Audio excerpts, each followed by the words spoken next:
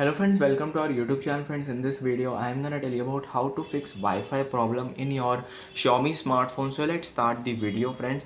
If your Wi-Fi is crashing sometimes, not connecting to the internet, or there is a slow network problem, so you can simply turn on this airplane mode and enable it for 10 seconds only. After that you have to disable it and it will refresh your Wi-Fi or mobile networks. Then click on this settings of your smartphone and type here reset. Click on search, you will see reset Wi-Fi settings.